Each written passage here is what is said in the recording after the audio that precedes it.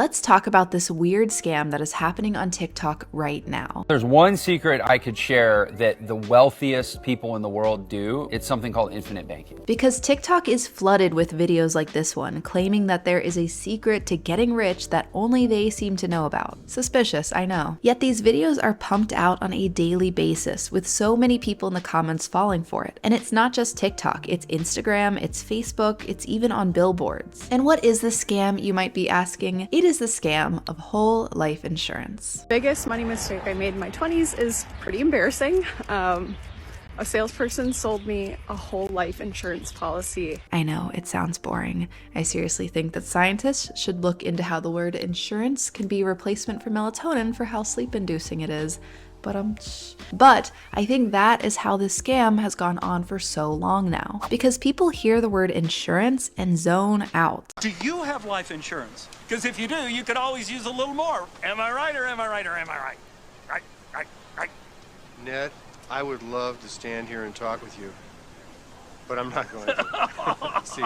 And because no one wants to hear about it, but we also vaguely know we should have insurance, we are one, more easily persuaded to fork over our hard-earned money to people who make big promises and seem to know the lingo, and two, we're less likely to do our research to double check whether what we're being sold is really the best choice for us. And that right there is a very dangerous combo. So yes, whole life insurance sounds boring as hell, but once you dive into this weird world of the whole life insurance salespeople flooding social media, you realize how similar this world is to that of multi-level marketing schemes. Pushy salespeople, grand claims that sweep logic right under the rug, and awfully defensive defenders of the insurance on video comments. Like this one. Such a crazy coincidence that on videos critiquing whole life insurance, we see that the staunch defenders sell, what's that?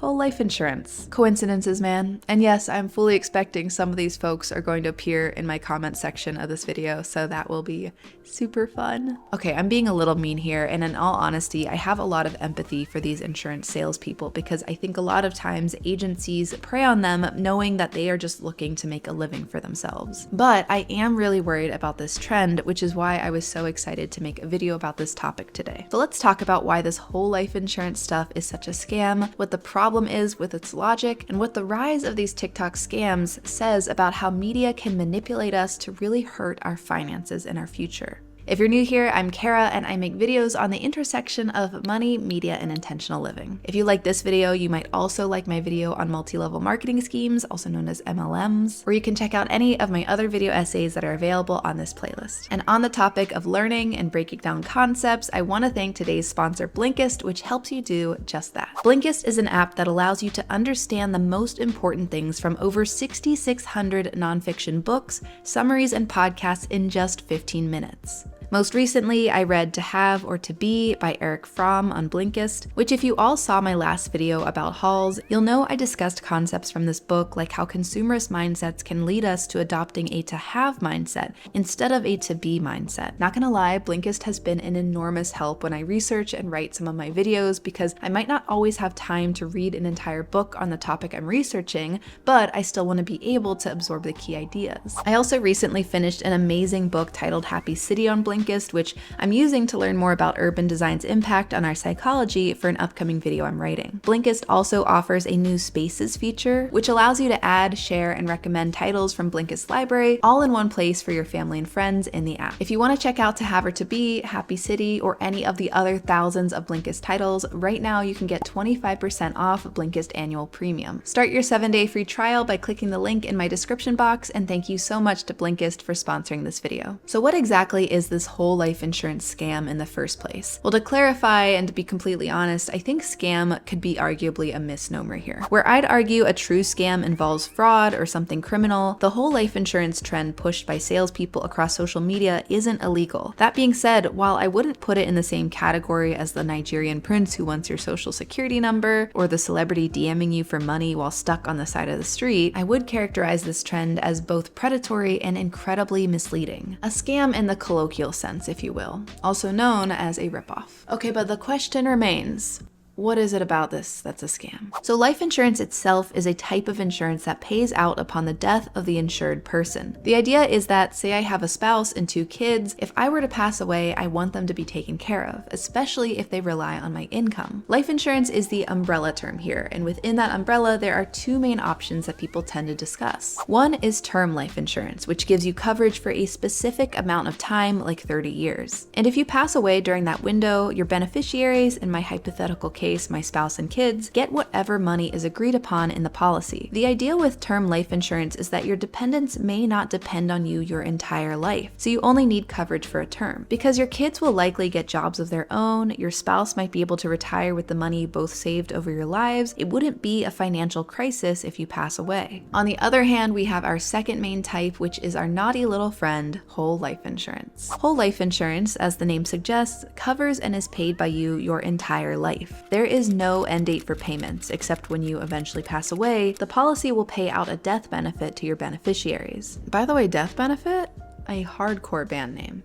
So you might be thinking, okay, both of these sound really great, what's the problem? And to that, I will just show you the price difference of these 2 policies. Term life insurance is the one financial advisors often recommend as the better option, and some even use stronger words than that. Yeah, so whole life is really great if you have a relative who is trying to make it as an insurance salesperson. They need the sale. I mean, there's almost never a situation that permanent or whole life insurance is a better choice than buying term. According to Policy Genius, for a $500,000 life insurance policy, the average 30-year term life insurance costs $31 a month, while the average whole life insurance for a $500,000 policy costs $451 a month. That is more than 14 times as much. And while whole life insurance salespeople love to argue that that high premium price is justified because of the investment power, I'll show you later by crunching some numbers how that $420 difference that you would be paying in premiums can be used much more effectively if you put it in other options like retirement funds. But before that, let's dissect some of these whole life insurance pitches that we see on TikTok. Not gonna lie, I am a little bit scared to do this because these people come across quite pushy in some of the comments and videos that they're in, and that plus I don't want to look like I'm bullying someone's livelihood. I am gonna blur people's faces here. Majority of people think life insurance is for the deaf,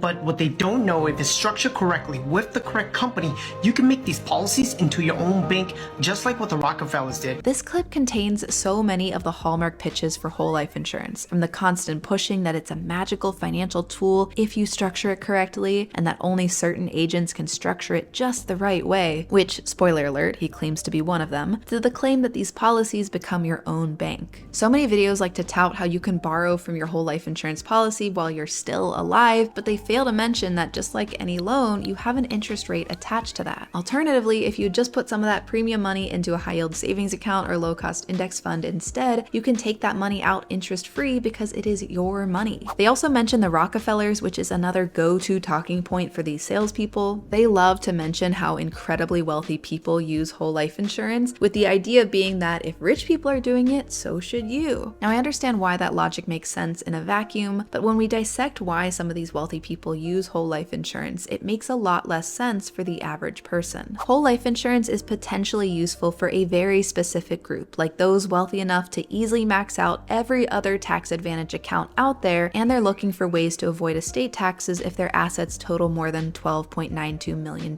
For most of us, that isn't the case. And if it is, TikTok is probably not the place we should go for our financial advice. All right, next video. I'm a licensed agent, and I got a life insurance policy on my daughter when she was 14 days old. I got her a $50,000 policy, and it was only $9 per month.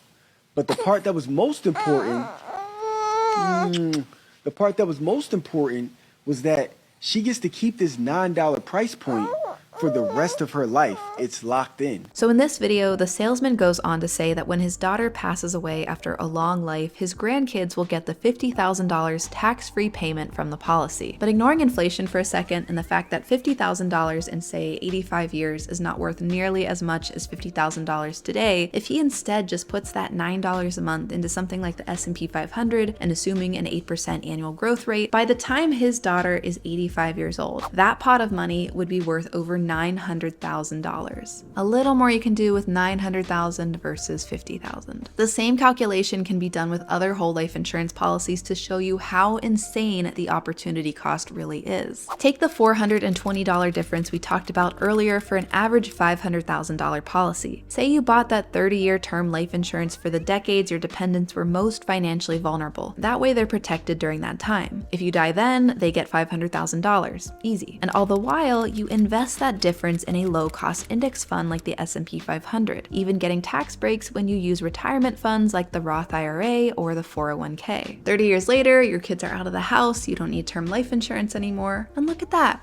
Because you invested that money that would have gone into whole life insurance for 30 years, you have now racked up a whopping $571,000. You already have more now while you're still alive than you would have paid out on your death with whole life insurance. And you can access that money at any time without interest rates because it's your money. And let's say you still don't want to touch that money. You want to leave a legacy, so you continue putting in that $420 every year into your investments. And now, actually, because you're not paying term anymore, you could put that entire $451 that would have been going to whole life insurance, put it into your investments. Say you live 20 more years, then you kick the can, and then boom, your pot has now grown to over $2.9 million.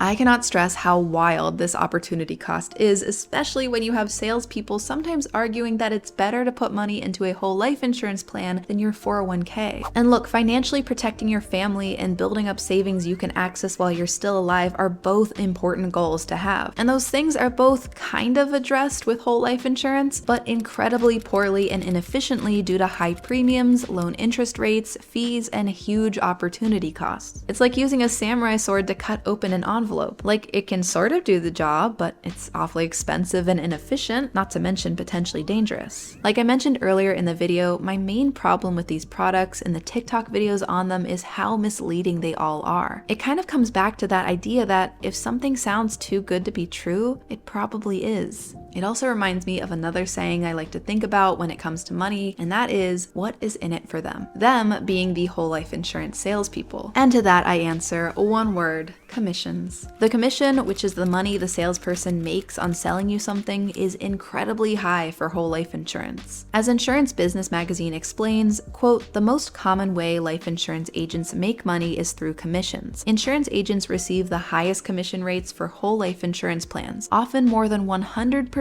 of the total premiums for the policy's first year." For reference, they mention that on the other hand, term life insurance pays the lowest commission rates, oftentimes a percentage of the annual premiums ranging between 30 to 80%. The money is made even lower when selling term versus whole because the premiums themselves are so much cheaper. The high premiums and high commissions are a huge reason why I think we see so many insurance agents making videos on platforms like TikTok these days, because if they can score new leads, they can make bank. And it doesn't even take that long for an agent to get started selling. In North Carolina, for example, it takes about $350 to become licensed. That plus a high school diploma, and you can start locking people into lifelong expensive contracts. All right, so how long have you been selling life insurance? About like 2.5 weeks. 2.5 weeks?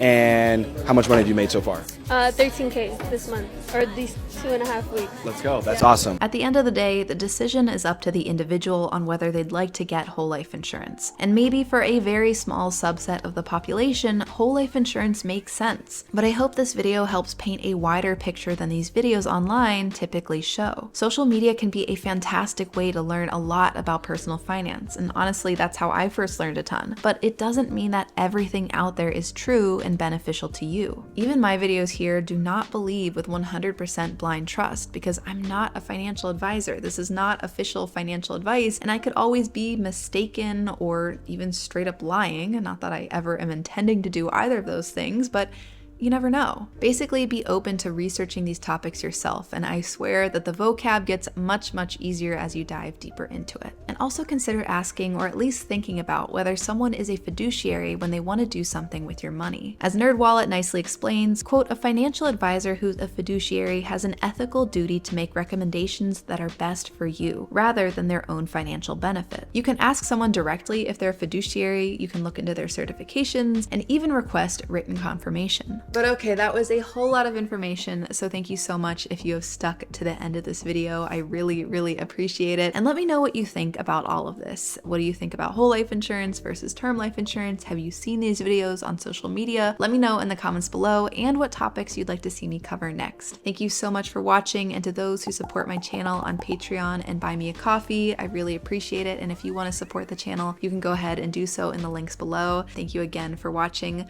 I'll see you next time. Bye.